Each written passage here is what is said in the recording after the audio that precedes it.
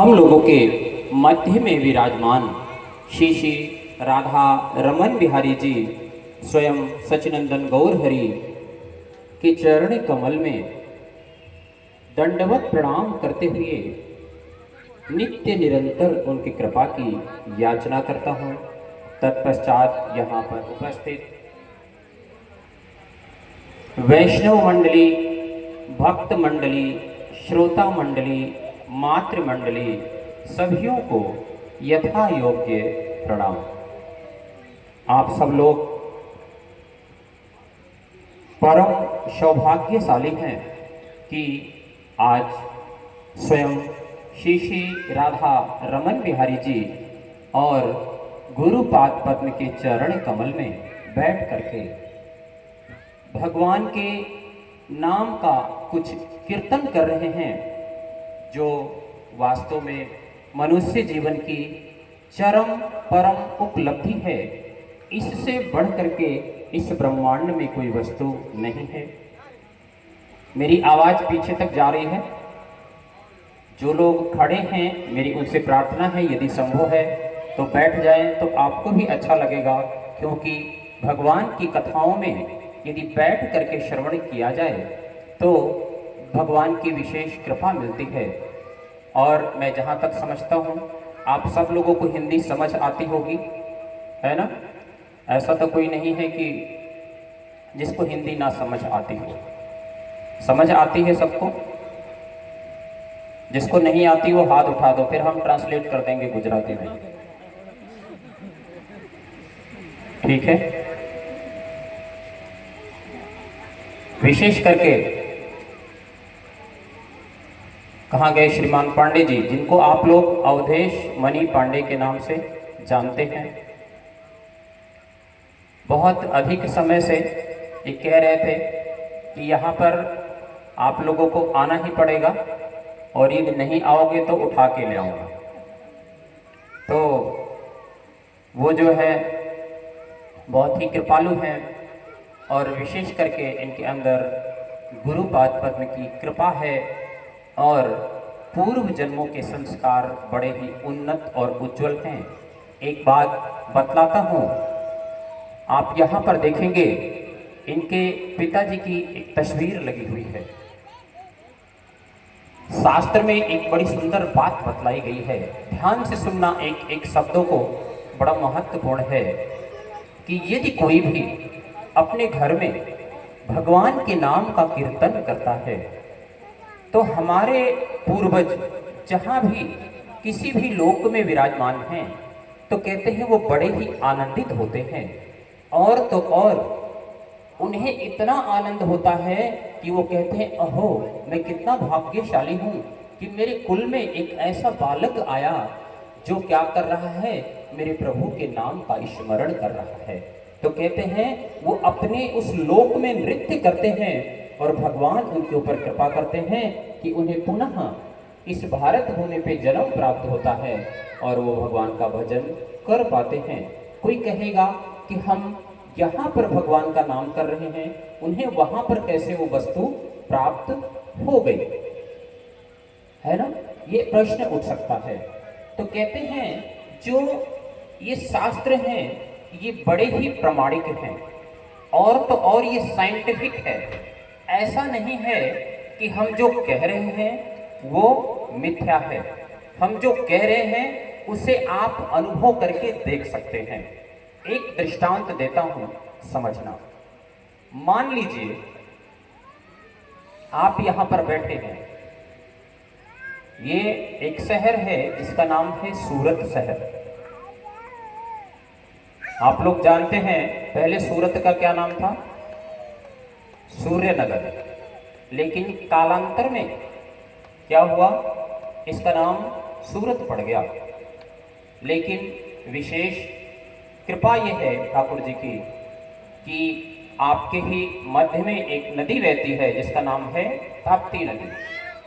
और उस नदी की इतनी महिमा है, और ये नदी निकलती कहाँ से है? मध्य प्रदेश से, बैतूल डिस्ट्रिक्ट से, कि यदि कोई उसको स्पर्श करके आचमन करे तो कहते हैं उसके समस्त प्रकार के पाप जलकर नष्ट हो जाते हैं। इसलिए आप ऐसे एक शहर में विराजमान हैं। मान लीजिए आपका अपना बालक, एक छोटा दृष्टांत देता हूं, ध्यान से समझना। कानों को यहाँ पर लगा के रखना। और ये जो बच्चे लोग हैं, मेरी प्रार्थना है माताओं से कि बच्चों को बोलिए थोड़ा बैठेंगे, अथवा यदि नहीं सुनेंगे तो उनको मोबाइल दे दीजिए, गेम खेलेंगे। और अथवा यदि वो नहीं सुनते हैं तो अपने पास बैठा लीजिए। ध्यान से कान खोल के श्रवण करना। आप यहां बैठे हैं सूरत शहर में, आपका अपना कोई बालक, आपका अपना कोई बेटा मान लीजिए कहीं बाहर किसी शहर में पढ़ाई करने के लिए गया। मान लीजिए वो अमेरिका के ह्यूस्टन शहर में गया। अब उसके पास क्या हुआ, पैसा समाप्त हो गया। तो वो यहाँ सूरत शहर में अपने पिता को फोन करता है कि आप एक काम करिए, मेरे लिए कुछ धन भेज दीजिए। तो कहते हैं एक पिता ने यहाँ सूरत शहर के किसी बैंक में पैसा डाला और उसे पैसा कहाँ मिल गया, अमेरिका के ह्यूस्टन शहर में। कहते हैं जब आपके भौतिक जगत में ऐसी व्यवस्था है कि आपने पैसा यहाँ पे डाला, उसको वहां पे मिल गया, तो क्या भगवान के इस आध्यात्मिक जगत में ऐसी व्यवस्था नहीं है कि आपने यहाँ पे भगवान के नाम का कीर्तन किया और आपके पूर्वज जहां भी विराजमान हैं उनको मिल जाए? क्या ये असंभव है? भगवान के लिए तो सब कुछ संभव है। भगवान कर्तुम अकर्तुम अन्यथा कर्तुम, भगवान सब कुछ करने में समर्थ है। भगवान के लिए एक सुई होता है, आप जानते हैं, निडल जिसको बोलते हैं। उस सुई से भगवान हाथी निकाल सकते हैं। क्यों? क्योंकि वो स्वयं भगवान हैं। इस कारण से, इसीलिए जब हम ऐसे भगवान के नाम को करते हैं तो क्या होता है, हमारा मनुष्य जो जीवन है वो सार्थक हो जाता है। एक छोटा सा दृष्टांत देता हूं, बात को समझना। हम लोग इस जगत में कैसे फंसे हुए हैं, कैसे फंसे हुए हैं कि इसे ही सत्य मान बैठे हैं, जबकि ये जीवन वास्तव में सत्य नहीं है। आप यहाँ पर देखेंगे ऊपर राधा रमन जी विराजमान हैं। कितना अच्छा, कितना सुंदर उनका सौंदर्य है कि कोई भी देखे तो वो मोहित हो जाएगा। उसके नीचे ही हमारे गुरुपाद पद, जिनका नाम है भक्ति वेदांत श्री वन गोस्वामी महाराज। ये संपूर्ण विश्व में विश्व का कोई ऐसा राष्ट्र नहीं है जहां पे ये भ्रमण नहीं कर रहे हैं। और ये थोड़ा माइक डिस्टर्ब कर रहा है। विश्व में कोई ऐसा राष्ट्र नहीं है जहां पर वो जाकर के राधा कृष्ण के इन गुणों का गान नहीं करते। प्रभु जी ने बोला था कि गुरुदेव आए। देखते हैं गुरुदेव हर साल आते हैं आपके एक शहर भुज में और राजकोट में, तो वो नवंबर में आते हैं। हम देखेंगे अगर संभव हुआ तो एक दिन के लिए वो आए, प्रयास करेंगे, क्योंकि उनके पास समय का बड़ा अभाव होता है। अराउंड द वर्ल्ड ट्रेवल करते रहते हैं और उनको मतलब उनका चलना भगवान की सेवा के लिए, उनका प्रसाद ग्रहण करना भी भगवान की सेवा के लिए, क्योंकि बाल्यकाल में ही उन्होंने वो अपनी माता के साथ आए दर्शन करने के लिए। कहाँ पे? नवदीप धाम में। और उन्होंने अपनी माता से कहा, माता अभी तो स्कूल की छुट्टी है, क्या कुछ समय के लिए मैं यहीं पे रुक सकता हूँ? उनकी माता ने कहा, हाँ ठीक है, आप रुको, जब छुट्टी समाप्त होगी तो घर वापस आ जा। तो कहते हैं जब वो वहाँ पर रहे, ठाकुर की सेवा की और वहाँ पे गुरु वैष्णवों की सेवा किया, तो उनको बहुत अधिक आनंद की अनुभूति हुई और उन्होंने सोचा वास्तव में हमारा वास्तविक घर तो यही है। कहते हैं तब से वो वही मठ में रहे और उसके बाद पुनः घर नहीं गए। और आजीवन उन्होंने अपने इस जीवन को ठाकुर गुरुपाद पद्म के चरणों में समर्पित कर दिया और संपूर्ण विश्व में भगवान के नाम का ही गुणगान करते हैं। और मेरे जैसे जो बद्ध जीव माया में फंसे हुए हैं, उनके कल्याण के लिए जगत में क्या कर रहे हैं? भ्रमण कर रहे हैं। नहीं तो आप देखेंगे ब्रज में जो संत हैं वो इतने आनंद का अनुभव करते हैं, वो ब्रज वृंदावन से बाहर नहीं जाना चाहते। लेकिन मेरे गुरुपाद पद्म इतने दयालु हैं, इतने कृपालु हैं कि अपने समय का प्रवाह नहीं करते हुए क्या कर रहे हैं? नित्य, आप देखेंगे नित्य प्रति भ्रमण ही करते रहते हैं। अभी वो कल यूके के बर्मिंघम में आए, 2 दिन वहाँ पर रुक करके फिर लंदन जाएंगे, फिर उसके बाद भारत में आएंगे दिल्ली, 2 दिन के लिए वहाँ 1 दिन के लिए रुकेंगे, पुनः फिर वृंदावन में रहेंगे। वृंदावन में इस समय बड़ी सुंदर सुंदर लीलाएं क्या चल रहा है? सावन का ये परम पवित्र पावन महीना चल रहा है। तो वृंदावन में क्या होता है? राधा और कृष्ण का झूलन उत्सव मनाया जाता है। आज आप यदि ब्रज में इस समय दर्शन करेंगे तो जितने भी मंदिर हैं ठाकुर जी के लिए झूलन का उत्सव किया गया है। तो मैं ये बात क्यों बतला रहा हूँ? इसलिए बतला रहा हूँ, सचिनंदन गौर हरि कहते हैं कि ब्रह्मांड भ्रमिते कौन भाग्यवान जीव, गुरु कृष्ण प्रसादे पाई भक्ति लता बीज। इस संसार में, इस ब्रह्मांड में भ्रमण करते करते जब किसी जीव का भाग्य उदित होता है तो क्या होता है? उन्हें गुरु और कृष्ण प्रसादे पाई भक्ति लता बीज, गुरु की कृपा मिलती है और कृष्ण की कृपा मिलती है। आप इस जगत में देखते हैं ज्यादातर ऐसे गुरु जिन्होंने क्या किया है, ये वस्त्र धारण कर लिया है, कुर्ता और धोती धारण करके कपट के रूप में इस संसार में भ्रमण करते हैं। इसलिए आजकल तथाकथित जो भगवान के शुद्ध भक्त हैं, जो शुद्ध साधु हैं, उससे भी क्या होता है? हमारा मन उठ जाता है। क्यों? क्योंकि लोगों का उद्देश्य क्या हो गया है कि जगह जगह जाकर के पैसा लूटना, और उन्होंने इसको क्या कर लिया है? व्यापार बना लिया है। मेरे गुरुपाद पद्म कहते हैं कि यदि आपको व्यापार ही करना है तो उसके लिए बहुत सारे व्यापार हैं, वो करो, लेकिन भगवान के नाम में व्यापार की बात लेकर के मत आओ। उसमें क्या करो? शुद्धता पूर्वक भगवान का नाम करो और आपका ये मनुष्य जीवन सार्थक हो जाएगा। क्या? हरे कृष्णा कृष्णा कृष्णा हरे हरे, हरे राम राम राम हरे हरे। शिव जी देवी पार्वती को कहते हैं, इस समय सावन का महीना चल रहा है, सब लोग कांवड़ लेकर के जाते हैं, है ना? तो शिव जी देवी पार्वती को कहते हैं, हे देवी, जब जीवों के अनेक जन्मों के पाप के कर्म खत्म हो जाते हैं और पुण्य की तिथि उदित हो जाती है, तब वो श्री कृष्ण को समझ पाता है।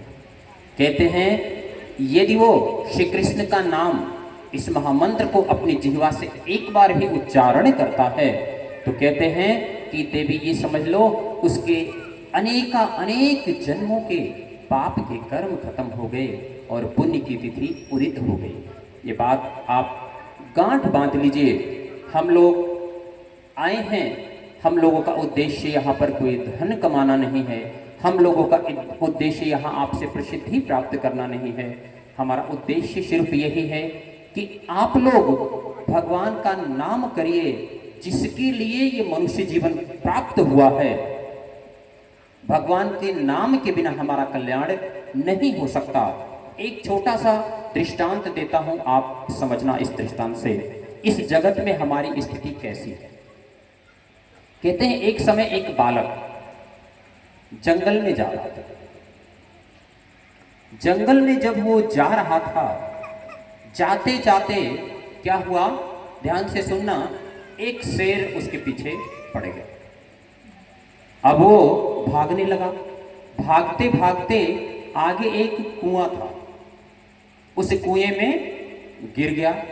जब गिरा तो आप देखेंगे कुछ कुएं ऐसे होते हैं जो जंगली कुआं जिनको कहा जाता है, तो उसमें बड़े बड़े वृक्ष निकल जाते हैं। तो कहते हैं उसमें एक वृक्ष की टहनी को उसने पकड़ लिया। जब पकड़ लिया, ध्यान से सुनना, हमारी इस संसार में स्थिति कैसी है यहां से आपको पता चलेगा। बालक ने क्या किया, उस टहनी को पकड़े हुए है। ऊपर यदि जाए तो शेर आ जाएगा, शेर बिल्कुल टकटकी लगा के खड़ा हुआ है। नीचे की तरफ यदि वो देख रहा है तो बड़े भयानक काले काले सर्प फुफकार मार रहे हैं। यदि वो नीचे गिरेगा तो सर्प उनको खा जाएंगे, यानी यदि ऊपर गया तो उसकी मृत्यु निश्चित है, और यदि कुएं में नीचे चला जाए तो सर्प उसको डस लेंगे, यानी उसकी मृत्यु निश्चित है। कहते हैं इतने में वो क्या देख रहा है, जिस टहनी को उसने पकड़ा हुआ है उस टहनी को एक सफेद चूहा और एक काला चूहा काट रहा है। यानी यदि ऊपर जाए तो भी मृत्यु निश्चित है, यदि नीचे गिर जाए तो भी मृत्यु निश्चित है, और यदि टहनी को पकड़ के रखेगा तो भी सफेद और काले चूहे थोड़ी देर में उस टहनी को काट देंगे। तीनों स्थिति में उसकी मृत्यु निश्चित है। लेकिन इतने में एक घटना घटित होती है कि जिस वृक्ष की टहनी को उसने पकड़ा हुआ था उसी के ऊपर मधुमक्खी ने एक छत्ता लगाया हुआ था। इतने में एक पक्षी आया और उसको थोड़ा सा खोल दिया, तो उसमें से क्या हुआ, धीरे धीरे शहद टपकने लगी। जब शहद टपकने लगी तो वो व्यक्ति हाथ को तो पकड़ा हुआ है, अपनी जीभ को निकाल करके उसे चाटने लगा, और वो व्यक्ति कहता है अहो कितना आनंद है इस मधु में। आचार्यगण बड़ा सुंदर दृष्टांत देते हैं, ठीक उसी तरह से हम लोगों का जीवन है। हम लोग संसार के कार्यों को कर रहे हैं, कितने भी अच्छे से करेंगे मृत्यु निश्चित है, उसे कोई भी रोक नहीं सकता। और तो और यदि हम बहुत बड़े अच्छे तरीके से भी रह रहे हैं तो भी मृत्यु निश्चित है। तो कह रहे हैं कि जो वो काला और सफेद चूहा है वो क्या है, दिन और रात है। हमारे लिए एक एक दिन और रात बीत रहा है, लेकिन हम समय निकल रहा है, हमें कोई परवाह नहीं है।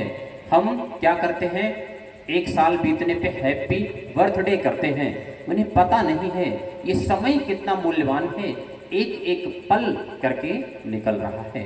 और कह रहे हैं जो काल रूपी सर्प फन निकाल के बैठे हुए हैं, ऐसे ही काल हमारा इंतजार कर रहा है, लेकिन फिर भी हमारी आंखें नहीं खुल रही हैं।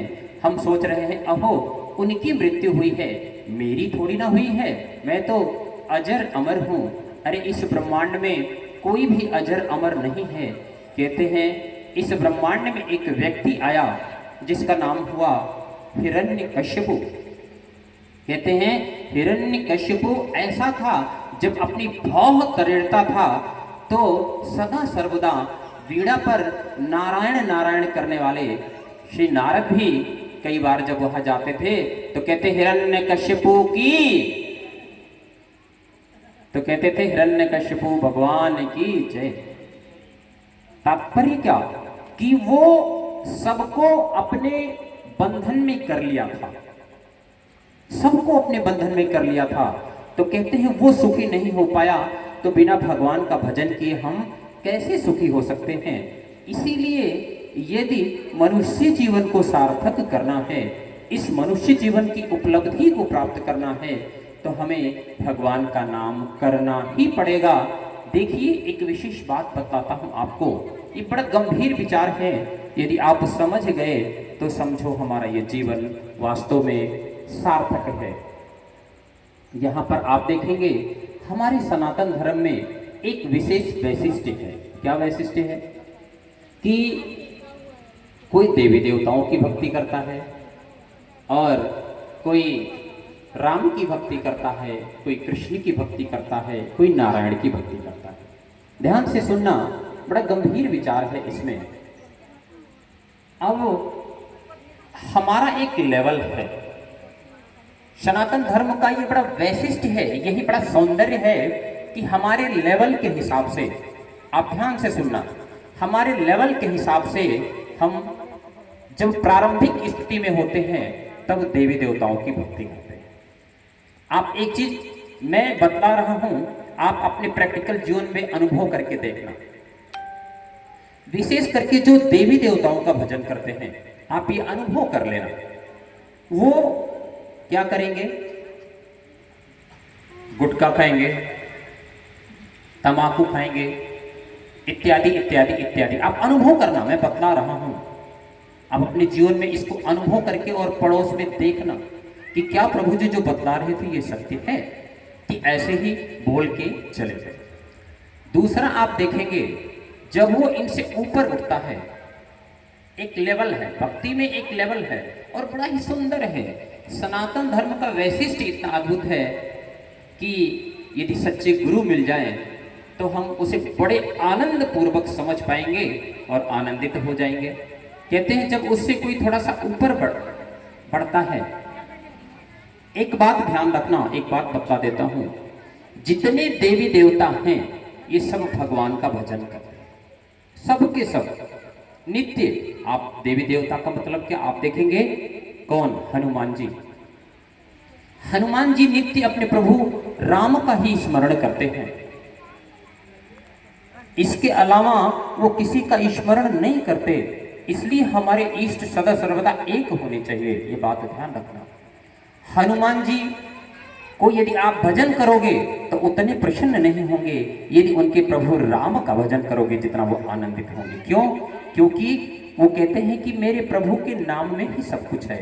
उनके अंदर इतनी शक्ति कहां से आती है?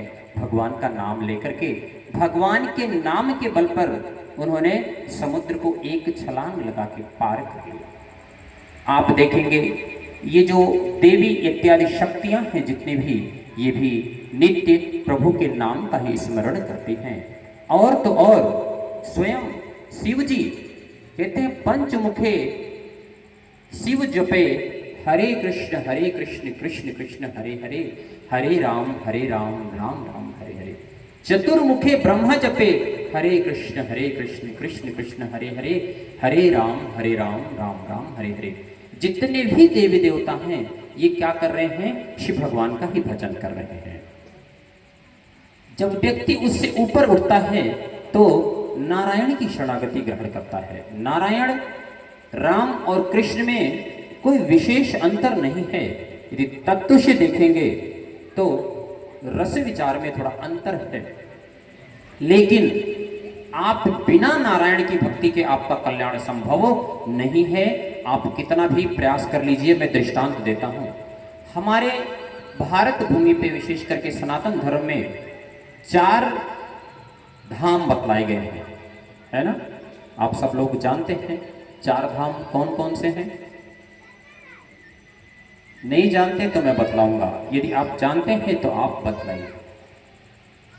मैं बतलाता हूं।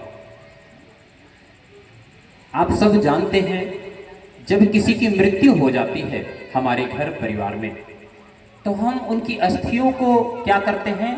गंगा जी में विसर्जित करते हैं। क्यों करते हैं? कभी जानने का प्रयास किया कि नहीं, ऐसे ही कर रहे हैं? कहते हैं कि हम उन अस्थियों को देवी गंगा में विसर्जित करते हैं और देवी गंगा से प्रार्थना करते हैं, हे गंगे आप इन अस्थियों को भगवान के श्री चरणों में ले जाकर के अर्पित कर देना, जिससे क्या हो जाए? इनका कल्याण हो जाए। अब आप सोचो, व्यक्ति की मृत्यु हो जाने के बाद अस्थियों को गंगा जी के विसर्जित करने से उसका कल्याण हो जाएगा। यदि कोई जीते जी भगवान का नाम ले ले तो उसकी क्या स्थिति होगी? वो कितना सौभाग्यशाली होगा। तो उसी तरह से आप देखेंगे 4 धाम हैं हमारे, जो विशेष करके आप देखेंगे साउथ में यानी दक्षिण भारत में, जिन्हें हम रामेश्वरम के नाम से जानते हैं, वो कौन है? राम जी का ही धाम है, यानी विष्णु तत्व है वहां पर विराजमान। आप नॉर्थ इंडिया चले जाइए, दक्षिण भारत में जाएंगे तो बद्रीनाथ, बद्रीनाथ में कौन है? स्वयं नारायण तत्व विराजमान है। और आप यहां पर गुजरात में आएंगे, वहां पे द्वारिका एक धाम में आता है। द्वारिका में कौन विराजमान है? स्वयं श्री कृष्ण विराजमान हैं। और आप उड़ीसा में चले जाइए जहाँ पर स्वयं जगन्नाथ जी विराजमान हैं, जिन्हें हम जगन्नाथ पुरी के नाम से जानते हैं। वहाँ पर कौन है? स्वयं श्री कृष्ण विराजमान हैं। तो कहते हैं जितने ये चार धाम हैं, चारों में विष्णु तत्व विराजमान हैं। इसलिए हमें यदि वास्तव में भजन करना है और इस मनुष्य जीवन को सार्थक करना है तो नारायण की शरणागति ग्रहण करनी पड़ेगी। ये बहुत विशेष बात है और बड़ा ही महत्वपूर्ण है। आपको मैं कोई वर्गला नहीं रहा, आपको मैं कोई असत्य बात नहीं बतला रहा, या आपको मैं कोई अपने मन की बात नहीं बतला रहा। ये शास्त्र की वाणी है। श्रीमद् भागवतम इसका प्रमाण है, स्वयं आचार्य गण इसके प्रमाण हैं, और तो और स्कंद पुराण इसका प्रमाण है, और तो और पद्म पुराण इसका प्रमाण है। अगर किसी को कोई संशय होगा आप मेरे से पूछना, मैं आपको श्लोक नंबर बतलाऊंगा। आप वहां पर पढ़ करके ये बात देख सकते हैं कि हमें भगवान नारायण की भक्ति में प्रवेश करना पड़ेगा। आप देखेंगे भगवान श्री कृष्ण कुरुक्षेत्र की भूमि पे आए और उन्होंने एक बात कही। उन्होंने कहा अहम सर्वस्य प्रभो मत्ता सर्वम प्रवर्तते। मैं ही सभी का प्रभु हूँ, मैं ही सभी का पिता हूँ और मैं ही सबका स्वामी हूँ। कहते हैं इस जगत में जो कुछ दिखलाई दे रहा है ये सब मेरे से उत्पन्न हुआ है, और जो कुछ देख रहे हो ये सब की उत्पत्ति का कारण केवल और केवल मैं वासुदेव श्री कृष्ण। ये बात आप गांठ बांध लीजिए। यदि इस मनुष्य जीवन को सार्थक करना चाहते हैं, अपना कल्याण करना चाहते हैं, तो जैसा अभी श्रीमान पांडे जी ने बतलाया कि हमें कम से कम 3 नियम का पालन करना ही पड़ेगा। इच्छा है तो भी, नहीं इच्छा है तो भी। यदि कल्याण चाहते हैं तो, यदि मनुष्य जीवन को सार्थक करना चाहते हैं तो आप देख लेना आपके जीवन में निश्चय ही आनंद आएगा ही आएगा। इसमें किसी भी प्रकार का कोई संशय नहीं है। संशय आत्मा विनश्यति, भगवान श्री कृष्ण भगवद गीता में कहते हैं। पहला नियम हमें देखिए, भगवान की पूजा की एक विधि है, लेकिन हम लोग उस विधि को नहीं जानते। स्वयं श्री भगवान कहते हैं प्रथमम तु गुरु पूज्यम ततश्चयो मम अर्चनम कुर्वन् सिद्धिं अवापिनोति ही अन्यथा निष्फलम भवेत्। प्रथमम तु गुरु पूज्यम, यानी प्रथमम पहले गुरु की पूजा करो, ततश्चयो मम अर्चनम, उसके पश्चात मेरी पूजा करो। कहते हैं कुर्वन् सिद्धिं अवापिनोति ही अन्यथा निष्फलम भवेत्। कुर्वन् सिद्धिं यानी जो हाथी होता है, हाथी समुद्र में स्नान करता है, उसके बाद फिर रेत से अपने ऊपर डाल देता है, तो कहते हैं वो क्या होगा, हाथी के स्नान की तरह हो जाएगा। इसीलिए हमें क्या करना चाहिए, सबसे पहले गुरु की पूजा करनी चाहिए। जैसे प्रभु जी ने जब कीर्तन प्रारंभ किया तो सबसे पहले शिला गुरुपाद पद्म को स्मरण किया, उसके बाद भगवान को स्मरण किया। तब क्या होता है, भगवान उस पद्धति को ग्रहण करते हैं, अन्यथा भगवान उस पद्धति को ग्रहण नहीं करेंगे। ये बात ध्यान रखना। और तो और एक बात भगवान और बतलाते हैं, क्या कहते हैं, साधुवो हृदय मह्यम। कह रहा है कि अब तो आप अकेले बोल रहे हैं, पीछे वाले तो 9 बजे सो जाते हैं ना। अच्छा, तो मैं थोड़ा समय लूंगा क्योंकि इन्होंने इतनी व्यवस्था करी है, इतना पैसा ठाकुर जी की सेवा के लिए खर्चा किया है, तो कम से कम लोगों कुछ श्रवण करके जाएं।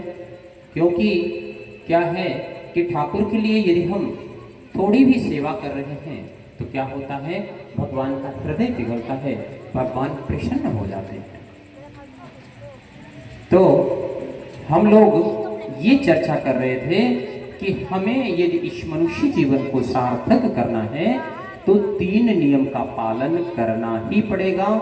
पहला नियम क्या, पहला नियम सचिनंदन गौर हरि कहते हैं, खाइते पीते सोइते यथा तथा नाम ले, काल देश नियम नहीं सर्व सिद्धि है। कहते हैं हरेर नाम योम केवलम कलव नास्तेव नास्तेव नास्तेव गतिर। हरेर नाम 3 बार कहा गया शास्त्रों में। हरि का नाम हरि का नाम हरि का नाम। हरेर नाम योम केवलम। कह रहे भगवान का नाम ही केवल। कलव नास्तेव नास्तेव नास्तेव गतिर अन्यथा। कह रहे कलयुग में इसके अलावा और कोई गति नहीं है। क्या यहां पर कह रहे हैं कि 12 अक्षर युक्त जो श्री भगवान का नाम है, क्या हरे कृष्णा कृष्णा कृष्णा हरे हरे, हरे राम राम राम हरे हरे। सुबह उठ करके आपने स्नान किया अथवा नहीं किया, आप सुबह उठिए, हाथ मुंह धुल लीजिए। ऑफिस जाने वाले ऑफिस जाने के पहले, काम पर जाने वाले काम जाने के पहले, बच्चे स्कूल जाने के पहले अथवा कॉलेज जाने के पहले सुबह उठ करके जैसे ही उठे, क्योंकि यदि आप स्नान करके ये करेंगे प्रयास करेंगे तो हो नहीं पाएगा। इसलिए चाहे बिस्तर पे ही बैठ करके क्या करना है, कम से कम 108 बार चाहे उंगली के माध्यम से कर लीजिए अथवा माला पे जप कर लीजिए, आपको कोई हानि नहीं होने वाली। कुछ लोग कहते हैं प्रभु जी अभी मैं बहुत अधिक गुटखा खाता हूँ, बहुत अधिक दारू पीता हूँ और तो और बहुत अधिक मांस भी खाता हूँ, तो क्या मैं भगवान का नाम कर सकता हूँ? कहते हैं हाँ, कोई भी भगवान का नाम कर सकता है।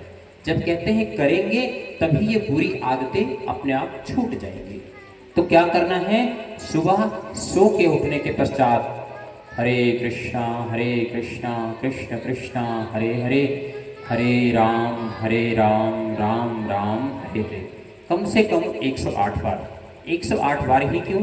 क्योंकि 108 बार जब हम करते हैं तो एक माला पूरी हो जाती है। जो माला पे करना चाहता है वो माला पे करे, और जिसको अभी शर्म आती है वो तब तक उंगली पे करे। जब धीरे धीरे शर्म चली जाएगी तो फिर माला पे करना है ना। यंग बच्चे विशेष करके बोलते हैं अरे प्रभु जी मुझे तो बहुत शर्म आती है। तो ठीक है, जिसने किए शर्म, आगे आप जानते हैं क्या होता है। पहला नियम भगवान का नाम। दूसरा नियम क्या, हमें नित्य जिसके भी घर में तुलसी जी हैं और जिसके घर में नहीं हैं, तुलसी जी को लेकर आइए और नित्य प्रति उसमें थोड़ा सा जल दीजिए। तुलसी जी को जल देने से बहुत लाभ है, बहुत लाभ है। तीसरा नियम, हमें एकादशी के व्रत का पालन अवश्य ही करना चाहिए बिना विचार किए। जब तक हम एकादशी के व्रत का पालन नहीं करेंगे हमारा कल्याण संभव नहीं है। श्रीमद् भागवतम में ये प्रमाण आता है कि राजा अमरीश एकादशी के व्रत का पालन करते थे।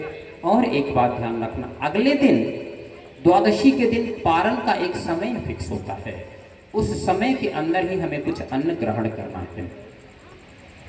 आप बोलेंगे कि ये मुझे पता कैसे चलेगा, तो जो करना चाहता है वो अपना नंबर इनको पांडे जी को नोट करवा देना, हम उस पर मैसेज कर देते हैं एकादशी के एक दिन पहले, तो उससे उनको ये पता चल जाएगा कि आज एकादशी है और अगले दिन पारण का एक समय फिक्स है, उस समय वो पारण कर सकते हैं। तो हमें 3 नियम का कम से कम पालन करना चाहिए। पहला नियम क्या बतलाया मैंने,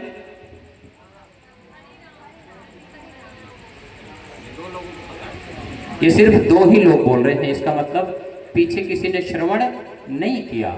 यदि श्रवण भी किया तो सोचा अरे चलो ये लोग आए हैं आज एक दो दिन रहेंगे चले जाएंगे, हमें क्या लेना देना है ना।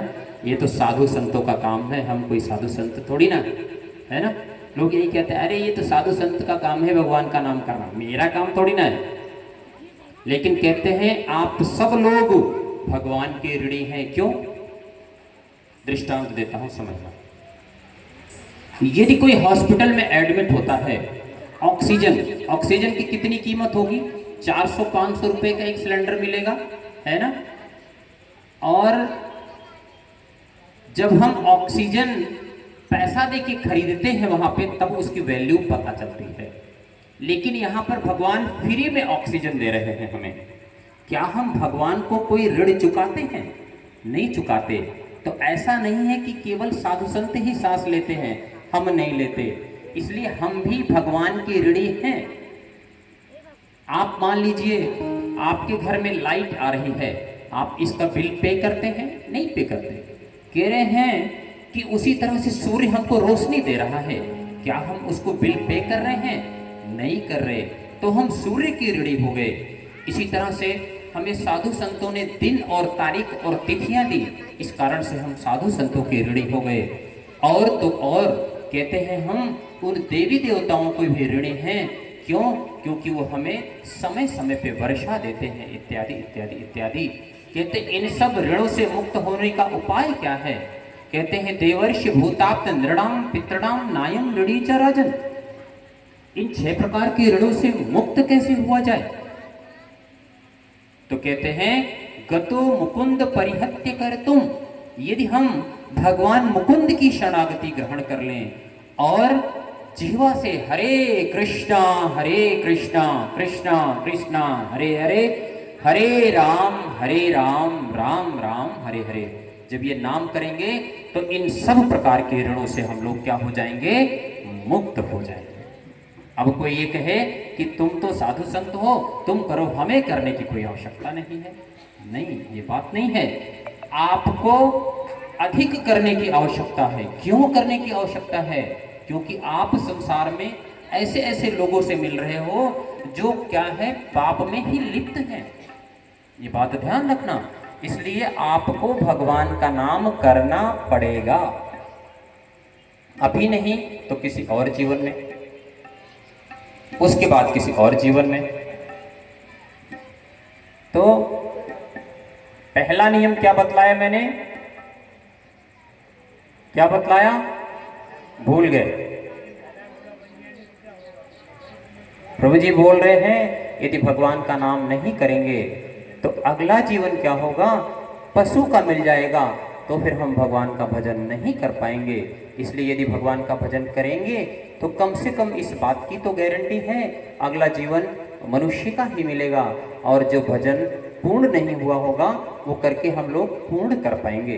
तो पहला नियम क्या बोला मैंने? नाम क्या? हरे कृष्णा कृष्णा कृष्णा हरे हरे, हरे राम राम राम हरे हरे। पहला नियम भगवान का नाम सुबह सो के उठने के बाद, सो के उठने के पहले नहीं, सो के उठने के बाद, और शाम को रात्रि के समय बिस्तर पे सोने के पहले आप कम से कम 108 बार भगवान का नाम करना। आप देखना आप कभी गलत स्वप्न नहीं देखेंगे। और तो और कहते हैं जो सोचेंगे वो होने लगेगा, आपकी वाणी सत्य होने लगेगी, और आप जैसा विचार करेंगे भगवान उस तरह से व्यवस्था करेंगे। ये बात मैं बोलूं ये उतना प्रमाणिक नहीं है, यदि आप अनुभव करके देखना कि आपके जीवन में आनंद आता है नहीं आता है। और ये हमारे यहाँ देखेंगे, आपके यहाँ जो श्रीमान पांडे जी हैं ये इस बात के प्रत्यक्ष साक्षी हैं कि भगवान का नाम, इनकी बेटियाँ विशेष करके सुधा, क्या नाम है, वो गुरुदेव से मिली और भगवान का नाम करती है। आप देखना तब से उसके जीवन में कितना आनंद आ गया।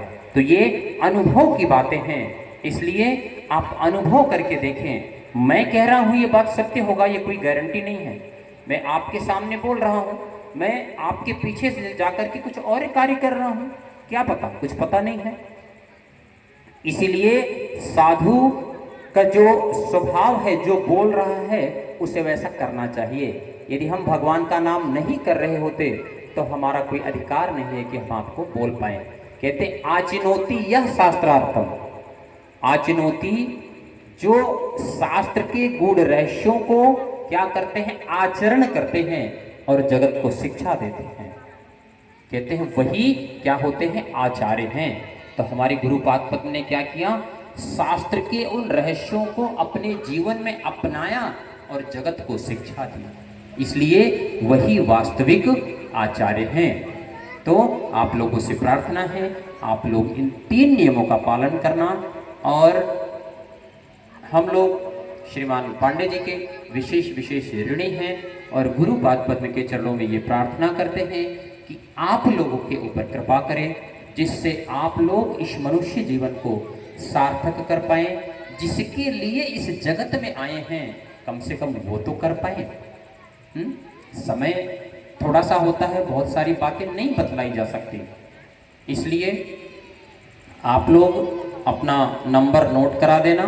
किसी का कोई प्रश्न है तो करना, हम उन प्रश्नों का भी उत्तर देंगे कि भगवान का भजन करने की क्या आवश्यकता है और हम हरे कृष्ण महामंत्र का ही क्यों जप करें, और हमें सुबह शाम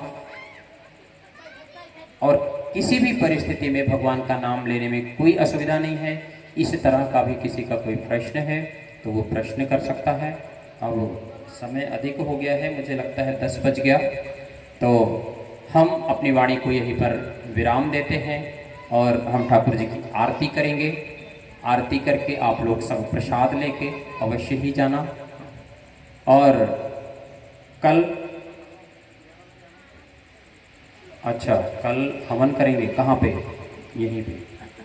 कितने बजे? 11 बजे तो धूप नहीं हो जाएगा? 11 बजे तो मुझे लगता है लेट हो जाएगा, उसके पहले करना उचित है। तो 10 नहीं 9:30 बजे, क्योंकि हम ये चाहेंगे कि 12 बजे के पहले ही हवन समाप्त हो जाए, प्रभु जी की इच्छा। वैसे कलयुग में वास्तव में हवन क्या है? भगवान का नाम ही है। तो हम लोग कल यहाँ पर हवन करेंगे। जो भी हवन में आहुति देना चाहता है वो लोग कल सुबह यहाँ पर 9:30 बजे आ जाइएगा, और लगभग 1-1.5 घंटा लगेगा, और कल शाम को यहीं पे प्रोग्राम है। कल पुनः हम लोग यहीं पर बैठेंगे। तो आप लोगों से प्रार्थना है, आप सब लोग 6 बजे आ जाएं तो अच्छा है, क्योंकि हम लोग भी आज लगभग मुझे लगता है 7:30-8 बज गया प्रोग्राम प्रारंभ होने में। तो कल आप लोग 6 साढ़े 6 तक आ जाएं तो अच्छा है। और कल हम लोग कुछ और गूढ़ रहस्यों की चर्चा करेंगे कि किस तरह से हमें ये भगवान का भजन करना चाहिए, और इसी जीवन में ही क्यों भगवान का भजन करना चाहिए, और मनुष्य जीवन मिला है तो कभी और किसी जीवन में कर लेंगे, है ना। इन सब प्रश्नों का उत्तर कल हम लोग जानेंगे। और आप सबके चरणों में यही प्रार्थना है कि यदि वास्तव में इस जीवन को सार्थक करना चाहते हो तो ये कृष्ण नाम अपना लो, आपका जीवन आनंदित हो जाएगा। किसी पूर्व जन्मों के संस्कार के कारण हम लोग यहाँ एकत्रित हुए हैं, नहीं तो इस जगत में कोई ऐसे ही नहीं मिलता, ये बात ध्यान रखना। ये सब चीज़ें बाई चांस नहीं होती, everything is created by Krishna. इसलिए किसी के घर में बर्थडे है तो क्या करो, हरे कृष्ण महामंत्र का जप करो और भगवान की कथा करो। और कहते हैं ना, इसलिए all kitty parties change to Krishna parties. तो हमारा जीवन क्या हो जाएगा? आनंदमय हो जाएगा। कल पुनः हम लोग बैठेंगे और किसी का कोई प्रश्न है तो उस प्रश्न को भी हम लेंगे। और कल लास्ट में हम लोग सब लोग एक बार महामंत्र का 108 बार में माला पे हम आप सबको करवाएंगे। तो आप देखना, आपके जितने भी प्रकार के करोड़ों जन्म के अनर्थ होंगे सब नष्ट हो जाएंगे। और तो और कल हम लोग यहाँ हवन करेंगे, तो आप हवन में आहुति अवश्य देना। इससे क्या होगा, हम लोग परम और पवित्र हो जाएंगे। इसमें किसी तरह का संशय मत करो। इसका भी कल मैं दृष्टांत दूंगा आपको कि संशय, भगवान की माया इतनी प्रबल है कि बड़े बड़े देवगण भी उसमें क्या है, विचलित हो जाते हैं। कल हम लोग इसकी भी चर्चा करेंगे। यही बोल के मैं वाणी को विराम देता हूँ। वांछा कल्पतरुभ्यश्च कृपा सिन्धुभ्यो च पतितानां पावनेभ्यो वैष्णवेभ्यो नमो नमः। श्री गुरुदेव की जय। पूजता श्याम प्रभु जी की, वृंदावन धाम की जय जय। सभी भक्तों से निवेदन आरती के लिए उपस्थित हो जाए। आलू की खाएंगे माता ओरिजिनल कहते थे यहाँ पे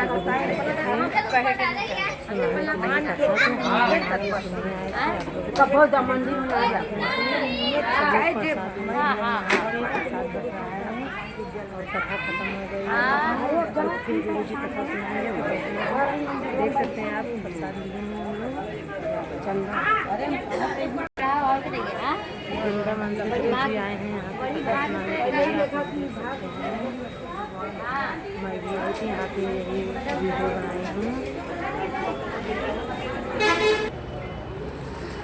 हम लोग प्रसाद लेके जा रहे हैं अपने घर पे।